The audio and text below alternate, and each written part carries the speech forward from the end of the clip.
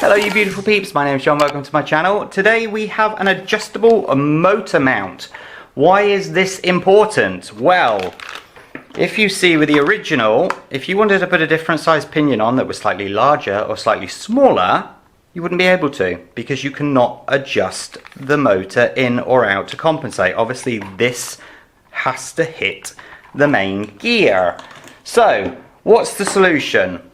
Well, you could hack at it like I did, and it was quite successful. I was trying to get this pinion, a much larger one, onto the standard motor, but of course it kept on hitting at this point. So I drilled and I drilled and I drilled until that was able to go in there just about, and then those didn't line up. Go figure, huh? So I couldn't take any more off, so I just went and bought an adjustable motor mount, and here we are. What, $4 US? So they're not going to break the bank. Even come with the screws with it, which I appreciate and like. And as you can see straight off the bat, you have these here, which means that once the motor's screwed in, you can slide it left or right, meaning that you can get it into position. What it also means is you can have a slightly larger motor. The original is a 3650. This is a 3660 with a much larger pinion, as you can see. It doesn't line up at the minute because I've just quickly chucked it in right now. You can actually have the pinion that way, obviously as long as it's not touching the motor, but it requires you to have the flush screw heads, and obviously not touch the screw heads as well. This is identical to that one there.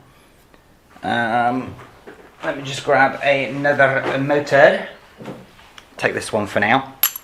Once it's sort of fitted into position as so, you can see nice and easy to slide back and forth, enabling you, this is the original one, but enabling you to use much larger ones or much smaller ones, because even the smaller ones obviously still have to touch this main gear. So I would say personally, save yourself the hassle of trying to do it yourself. Buy one for €4 or €5, dollars, I believe it was around that amount, and it will just make your job a whole lot easier. Make sure that when you're installing it that you use some thread lock on those two there, and actually on the motor where you're mounting it here. Obviously you need to get it all in position and tighten it up as required. Now as you can see with this, because it's a much larger pinion and motor, I've had to take this off and this off because these just simply will not fit anymore, as you can tell. To actually line it up, if you are going to go redonkulously large like this, which I don't think a lot of you are, but you know, I'm a little bit more special. Special as in crazy, nutty, not as in I'm special.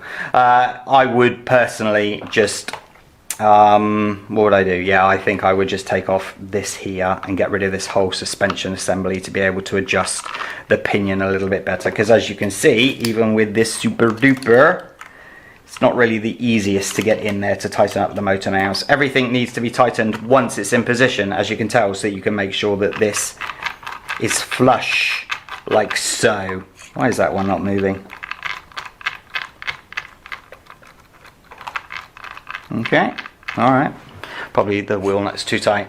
So there you go. Nice and simple, nice easy mod. I don't know why I haven't bought them before now, to be honest with you, but I've not really been doing a lot of adjustments or mods with motors and pinions, but these also do fit the 124019 and a 124018, so keep that in mind as well.